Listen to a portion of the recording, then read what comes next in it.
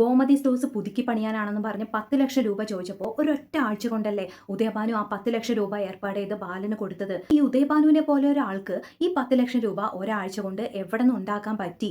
അങ്ങനെ ഉദയഭാനുവിനോട് പോയി ചോദിക്കുന്നു. ഉദയഭാനു ആ പണം സുകന്യ തന്നതാണെന്നൊക്കെ പറയുന്നു.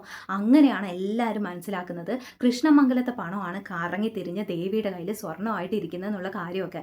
അതിനു മുമ്പ് ദേവി സ്വന്തം റൂമിലെ സ്വന്തം കബോർഡിനകത്ത് സൂക്ഷിച്ചു വെച്ചിരിക്കുന്ന ഈ സ്വർണം ഇതുവരെ ആനന്ദിന്റെ കണ്ണിൽ പെട്ടിട്ടില്ല എന്ന് തോന്നുന്നു. അങ്ങനെ പെട്ടെന്നൊരു ദിവസം ആനന്ദ് ഈ സ്വർണം കാണാനിടയായാൽ എന്ത് സംഭവിക്കും എന്നുള്ളതിനെ കുറിച്ചൊരു പ്രഡിക്ഷൻ ആണിത്. അപ്പോൾ പെട്ടെന്നൊരു ദിവസം ആനന്ദ് റൂമിൽ കയറി വരുന്നു. എന്നിട്ട് എന്തോ ഒരു സാധനം കാണാനില്ല എന്ന് പറഞ്ഞ് റൂം മുഴുവൻ തിരയുന്നുണ്ട്. അങ്ങനെ ഈ കബോർഡിനകത്ത് തിരയുന്ന വഴിക്ക് ഈ ഒരു ബോക്സ് കാണുന്നുണ്ട്. അങ്ങനെ ആനന്ദ് വിചാരിക്കുകയാണ്, ഇതെന്താ ഈ പെട്ടി? കുറച്ച് ദിവസം ആയല്ലോ ഇതിവിടെ ഇരിക്കുന്നു, ഇനിയിപ്പോൾ ഞാൻ അന്വേഷിക്കുന്ന സാധനം ഈ പെട്ടിക്കകത്താണെങ്കിലോ എന്നൊക്കെ വിചാരിച്ച് അതെടുത്ത് നോക്കുമ്പോൾ അതൊരു ജ്വല്ലറി ബോക്സ് ആണ്. അപ്പോൾ ആനന്ദ് ഇങ്ങനെ വിചാരിക്കുകയാണ്, ഇതെന്താ സ്വർണ്ണമോ? ഇനിയിപ്പോൾ ആ ദേവിയുടെ സ്വർണ്ണമോ മറ്റായിരിക്കുമോ? അതിന് അവളുടെ സ്വർണ്ണമൊക്കെ ലോക്കറിനകത്തല്ലേ, ഇതെന്താ പിന്നെ കാലിപ്പെട്ടിയോ എന്നൊക്കെ വിചാരിച്ച് ഇങ്ങനെ തുറന്ന് നോക്കുമ്പോൾ അതിനകത്ത് സ്വർണ്ണമുണ്ട്. അങ്ങനെ ആനന്ദ് വിചാരിക്കുകയാണ്, ദേവിക്ക് ഒരുപാട് സ്വർണ്ണം ഉണ്ടായിരുന്നല്ലോ, അതിന് ഇത്ര മാത്രം മാറ്റി വെച്ച് ഇങ്ങോട്ട് കൊണ്ടുവരേണ്ട കാരണം എന്തായിരിക്കും അവളുടെ ഉദ്ദേശം? ദേവിയുടെ കാര്യമായതുകൊണ്ട് ഇതൊക്കെ എന്തെങ്കിലും ആവട്ടെ എന്ന് കരുതി വിട്ടുകളയാനൊന്നും പറ്റില്ല. ഉറപ്പായിട്ടും അവൾ എന്തെങ്കിലും ഒളിക്കുന്നോ മറയ്ക്കുന്നോ ഉണ്ടാവും. അവൾക്ക് എന്തെങ്കിലും ഉദ്ദേശം ഉണ്ടാവും. അവളുടെ കാര്യമായതുകൊണ്ട് ഇതിപ്പം തന്നെ ചോദിച്ച് കൺഫേം ചെയ്തേ പറ്റൂ എന്നിങ്ങനെ വിചാരിച്ച് ദേവിയെ വിളിക്കുകയാണ്. അങ്ങനെ ദേവി റൂമിനകത്തേക്ക് വരുമ്പോൾ ആനന്ദ് ഈ ബോക്സും പിടിച്ച് അവിടെ നിൽക്കുന്നത് കാണുന്നുണ്ട്. എന്നിട്ട് ആനന്ദേട്ടാ എന്ത് പറ്റി, എന്താ വിളിച്ചത് എന്നൊക്കെ ചോദിക്കുമ്പോൾ, ഇതേതാ ഈ സ്വർണം? നിന്റെ സ്വർണ്ണമാണോ? ലോക്കറിൽ നിന്ന് ഇത് മാത്രമായിട്ട് എന്തിനാ കൊണ്ടുവന്നിരിക്കുന്നത്? എന്താ നിന്റെ ഉദ്ദേശം? ഇത് നീ തന്നെ മാറ്റി വെച്ചിട്ടോ ഇല്ലെങ്കിൽ നിന്റെ അച്ഛൻ്റെ കയ്യിൽ കൊടുത്തിട്ടോ ഞങ്ങളിത് മോഷ്ടിച്ചു എന്ന് കള്ളം പറയാനാണോ? അതാണോ എന്നൊക്കെ ചോദിക്കുമ്പോൾ, ആനന്ദേട്ടൻ എന്തൊക്കെയാ പറയുന്നത്? ഇത് എൻ്റെ സ്വർണ്ണമൊന്നും അല്ല, ഇത് ഇവിടുത്തെ സ്വർണ്ണോ എന്ന് പറയുമ്പോൾ, ഇവിടുത്തെ സ്വർണ്ണോ?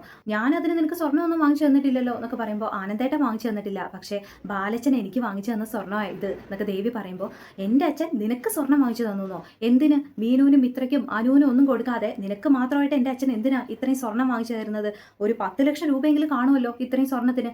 എന്തിനാ അച്ഛൻ നിനക്ക് മാത്രമായിട്ട് ഇത് വാങ്ങിച്ചു തരുന്നത്? സത്യം പറയടി, അച്ഛൻ്റെ കയ്യിൽ നിന്നോ അമ്മയുടെ കയ്യിൽ നിന്നോ മോഷ്ടിച്ചതാണോ നീ സ്വർണ്ണം? എന്നിട്ട് അച്ഛൻ തന്നു എന്ന് കള്ളം പറഞ്ഞാൽ ഞാൻ വിശ്വസിക്കുമെന്ന് വിചാരിച്ചോ എന്നൊക്കെ ചോദിക്കുമ്പോൾ, ആനന്ദേട്ടാ ഞാൻ പറഞ്ഞത് സത്യമാണ് എന്നൊക്കെ പറഞ്ഞ് ദേവി ഉണ്ടായ കാര്യങ്ങളൊക്കെ പറയാണ് കേട്ടോ. ഞാൻ പ്രഗ്നൻ്റ് ആയിരുന്ന സമയത്ത് കുഞ്ഞിന് വേണ്ടി അച്ഛനും അമ്മയും എന്തെങ്കിലുമൊക്കെ സൂക്ഷിച്ച് വെക്കണം, ഇതുപോലെ എന്തെങ്കിലും സേവ് ചെയ്ത് വെക്കണം എന്നൊക്കെ പറഞ്ഞ് ബാലച്ചൻ എൻ്റെ കയ്യിൽ ഏൽപ്പിച്ചതാണ് ഈ സ്വർണം, നമ്മുടെ കുഞ്ഞിന് വേണ്ടി സേവ് ചെയ്ത് വെക്കാൻ തന്നതാണ് എന്നൊക്കെ പറയുമ്പോൾ, ആനന്ദ് ഇങ്ങനെ ആ കുഞ്ഞിനെ കുറിച്ച് ആലോചിച്ച് പെട്ടെന്ന് അങ്ങോട്ട് മൂഡ് മാറി പെട്ടെന്ന് ഒരുപാട് വിഷമിക്കുകയാണ് കേട്ടോ. അങ്ങനെ അയ്യോ ആനന്ദേട്ടനെ വിഷമിപ്പിക്കാൻ പറഞ്ഞതല്ല, ഞാൻ ബാലച്ചനോട് ആ സമയത്ത് വേണ്ടാന്ന് കുറേ പറഞ്ഞതാ, ബാലച്ചൻ കേട്ടില്ല, അതുകൊണ്ടാണ് ഞാനിതിവിടെ സൂക്ഷിച്ചു വെച്ചത്. ഇനിയിപ്പോൾ ബാലച്ചൻ എന്തെങ്കിലും ആവശ്യം വരുമ്പോൾ ഞാൻ ഈ സ്വർണ്ണം എടുത്ത് കൊടുക്കാമെന്ന് വിചാരിച്ചു, അതുകൊണ്ടാണ് ഇവിടെ വെച്ചത് എന്നൊക്കെ പറഞ്ഞ് ദേവി ഇങ്ങനെ പറയുമ്പോൾ, കൊള്ളാം നല്ല പ്ലാൻ, നിന്റെ പ്ലാൻ എന്തായാലും ഞാൻ സമ്മതിച്ചിരിക്കുന്നു. കുഞ്ഞിന്റെ പേരിൽ എൻ്റെ അച്ഛൻ്റെ കയ്യിൽ നിന്ന് ഇതൊക്കെ വാങ്ങിച്ചെടുത്ത ശേഷം ആ കുഞ്ഞിനെ നീ നശിപ്പിക്കുകയും ചെയ്തു, നിനക്ക് കിട്ടാനുള്ളത് കിട്ടി, ഇപ്പൊ നീ ഹാപ്പി ആയല്ലോ അല്ലേ എന്നൊക്കെ പറയുമ്പോൾ ദേവി ഇങ്ങനെ ആനന്ദേട്ടൻ എന്തൊക്കെയാണ് പറയുന്നത് എന്നൊക്കെ ചോദിക്കുകയാണ്. അങ്ങനെ കുഞ്ഞിന്റെ പേരും പറഞ്ഞ് പഴയ കാര്യങ്ങളൊക്കെ പറഞ്ഞ്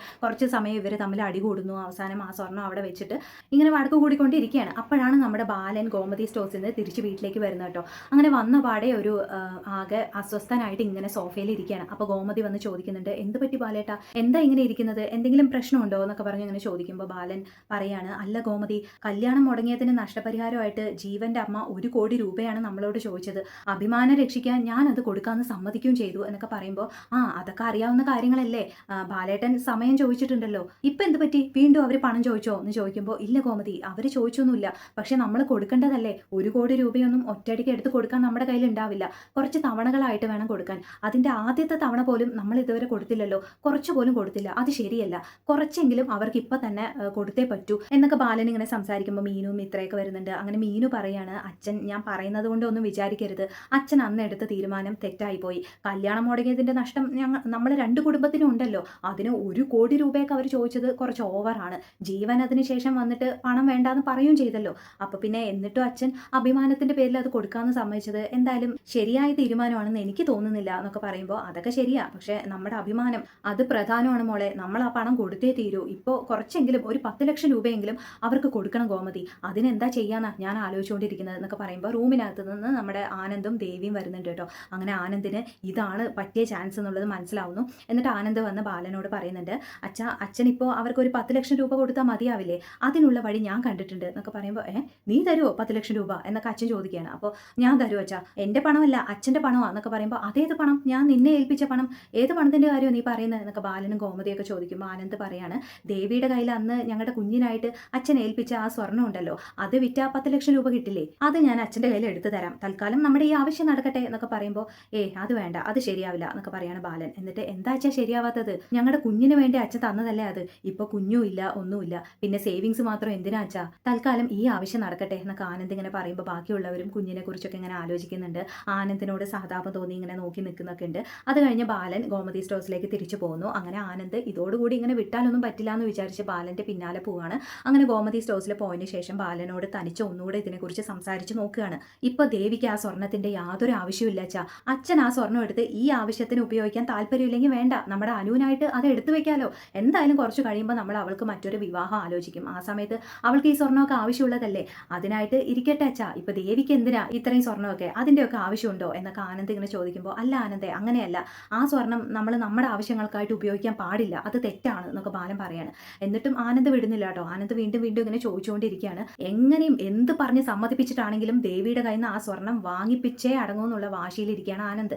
എന്നിട്ട് എന്ത് പറഞ്ഞിട്ട് സമ്മതിക്കുന്നില്ല എന്ന് കാണുമ്പോൾ അവസാനം ബാലൻ പറയാണ്, നീ വിചാരിക്കുന്ന പോലെ എല്ലാ കാര്യങ്ങൾ, ആ സ്വർണത്തിൽ നമുക്ക് യാതൊരു അവകാശമില്ല, അത് ദേവിമോളുടെയാ, ദേവിമോളുടെ അച്ഛൻ്റെ പണമാണ് അത് എന്നൊക്കെ പറയുമ്പോൾ ദേവിമോളുടെ അച്ഛൻ്റെ പണം, അച്ഛൻ എന്താ ഉദ്ദേശിക്കുന്നത് എന്നൊക്കെ ആനന്ദ് ചോദിക്കുകയാണ്. അപ്പോൾ ബാലൻ ഇങ്ങനെ പറയാണ്, അതെ ഉദയഭാനു സാറ് എനിക്ക് തന്ന പണം ഉപയോഗിച്ചിട്ടാണ് ഞാൻ ദേവിമോൾക്ക് സ്വർണം വാങ്ങിച്ചു കൊടുത്തത് എന്നൊക്കെ പറഞ്ഞിട്ട് ബാലൻ ഇങ്ങനെ ആലോചിക്കുകയാണ്. ഇനിയിപ്പോൾ ഉദയഭാനു സാറിനെ ഞാൻ സംശയിച്ച കാര്യവും കൂടെ ഇവനോട് പറയേണ്ടി വരുമോ എന്നൊക്കെ ആലോചിച്ചിട്ട് അത് പറഞ്ഞ ആനന്ദ് എന്നെക്കുറിച്ച് എന്ത് കരുതും എന്നൊക്കെ വിചാരിച്ച് അത് മാത്രം മറച്ചു വെക്കുകയാണ് കേട്ടോ.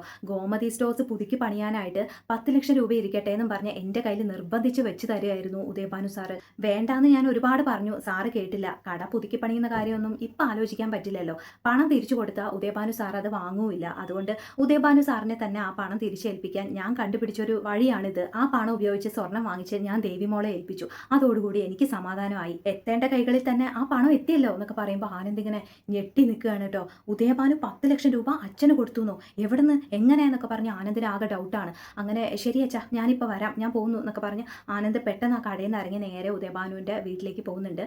എന്നിട്ട് എൻ്റെ അച്ഛന് 10 ലക്ഷം രൂപ നിങ്ങൾ കൊടുത്തോ, എവിടെന്നാ കൊടുത്തത്, ഞങ്ങളുടെ കടയിൽ നിന്ന് തന്നെ മോഷ്ടിച്ചതാണോ അത്, അതോ കടയുടെ ആധാരമോ വീട്ടിൻ്റെ ആധാരമോ എന്തെങ്കിലും എടുത്തുകൊണ്ട് പോയി വിറ്റിട്ടാണോ ആ പണം ഉണ്ടാക്കിയത്, എന്താ നിങ്ങൾ ചെയ്തത്, സത്യം പറയുന്നൊക്കെ പറഞ്ഞു ഉദയഭാനുവിനിട്ട് 2 പൊട്ടിച്ചിട്ടൊക്കെയാണ് ആനന്ദ് ചോദിക്കുന്നത്. അങ്ങനെ ഉദയഭാനു വേറെ വഴിയില്ലാതെ ആ സമയത്ത് സത്യങ്ങളൊക്കെ പറയാണ്.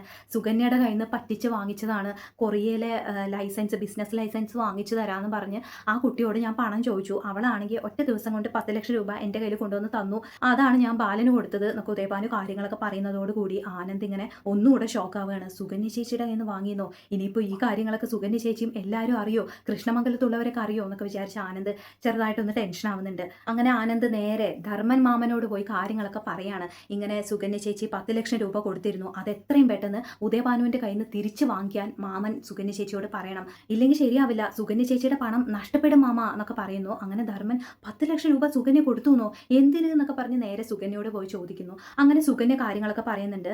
നമുക്കും പുതിയ ബിസിനസ്സൊക്കെ തുടങ്ങി ജീവിതത്തിൽ മുന്നേറേണ്ടേ ധർമ്മേട്ടാ, അതിനായിട്ട് കൊറിയയിൽ ബിസിനസ് തുടങ്ങാൻ, കൊറിയയിലെ ബിസിനസ് ലൈസൻസ് എടുക്കാൻ ഉദയഭാനു സാറിന് ഞാൻ കൊടുത്തതാണ് പണം, എത്രയും പെട്ടെന്ന് ലൈസൻസ് വാങ്ങിച്ചു ഉദയഭാനു സാറ് നമ്മുടെ കയ്യിൽ തരും, പിന്നെ നമ്മൾ രക്ഷപ്പെടും ധർമ്മേട്ടാ എന്നൊക്കെ പറഞ്ഞ് സുകന്യ ഇങ്ങനെ പറയുമ്പോൾ എൻ്റെ സുകന്യെ ഇതൊന്നും തീരെ ശരിയല്ല, ഉദയഭാനു സാർ ആരാ, നമ്മുടെ ഒരു ബന്ധുവല്ലേ, ബന്ധുവിനോട് പോയി ഇങ്ങനത്തെ ഹെൽപ്പൊക്കെ ചോദിക്കാൻ പാടുമോ, എന്തായാലും നീ ചെയ്തത് ഒട്ടും ശരിയായില്ല സുകന്യെ, എന്നോട് ഒരു വാക്ക് പോലും ചോദിച്ചില്ലല്ലോ എന്നൊക്കെ പറഞ്ഞ് ധർമ്മനും സുകന്യയും തമ്മിൽ ഒരു വഴക്കാവുന്നുണ്ട്. കൂടെ തന്നെ ധർമ്മൻ സുകന്യയോട് ആ പണം എവിടെന്നാ കിട്ടിയത്, സ്വർണം വല്ലതും വിറ്റതാണോ എന്നൊക്കെ ചോദിക്കുന്നൊക്കെ ഉണ്ട്. അപ്പോൾ സുകന്യ കാര്യങ്ങളൊക്കെ പറയാണ്, സ്വർണം വിൽക്കാനുള്ള പ്ലാനിലായിരുന്നു ഞാൻ ഇരിക്കേണ്ടായിരുന്നത്, പക്ഷെ അതൊന്നും നടന്നില്ല, അതുകൊണ്ട് അച്യുതേട്ടൻ്റെ നിന്ന് വാങ്ങിച്ചിട്ടാണ് കൊടുത്തത്, ആവശ്യം ഇതാണെന്നൊന്നും അച്യുതേട്ടനോട് ഞാൻ പറഞ്ഞിട്ടില്ല, അച്യുതേട്ടനോട് വാങ്ങിയതാണെന്ന് ഉദയഭാനു സാറിനോടും പറഞ്ഞിട്ടില്ല, ആരും ഒന്നും അറിഞ്ഞിട്ടില്ല ധർമ്മേട്ടാ എന്നൊക്കെ പറയുമ്പോൾ എൻ്റെ സുകന്യെ നീ എത്ര വലിയ പണിയോ ഒപ്പിച്ച് വെച്ചിരിക്കുന്നതൊക്കെ പറഞ്ഞ് ധർമ്മൻ ആകെ സുകന്യയോട് ചൂടാവാൻ പോവാണ്. അങ്ങനെ അവർ തമ്മിലൊരു വഴക്കൊക്കെ നടക്കാൻ പോവാണ്. അതൊക്കെ കഴിഞ്ഞതിന് ശേഷം ധർമ്മൻ ആനന്ദിനോട് പോയി പറയാൻ പോകുന്നുണ്ട്, എടാ അത് അച്യുവേട്ടൻ്റെ കയ്യിൽ നിന്ന് അവൾ വാങ്ങിച്ചു തന്ന പണമാണ്, അങ്ങനെ ദാനം കൊടുക്കാനുള്ള മനസ്സൊന്നും എൻ്റെ അച്യുവേട്ടനില്ല, എനിക്ക് അറിയാവുന്നതാണ്, നാളെ ഒരു ദിവസം ഉറപ്പായിട്ടും അച്യുവേട്ടൻ ഞങ്ങളോട് ആ പണം തിരിച്ചു ചോദിക്കും, അപ്പം ഞാൻ എന്താടാ ചെയ്യുക, എനിക്കൊന്നും മനസ്സിലാവുന്നില്ല, സുകന്യാണെങ്കിൽ ഇങ്ങനെ അങ്ങനെ ഒരു അബദ്ധം ചെയ്യുകയും ചെയ്തു എന്നൊക്കെ പറഞ്ഞ് ധർമ്മൻ ഇങ്ങനെ പറയുമ്പോൾ സാരമില്ല മാമ, ഞാൻ എങ്ങനെയെങ്കിലും വാങ്ങിച്ച് തന്നോളാം എന്നൊക്കെ പറയുന്നുണ്ട് ആനന്ദ്.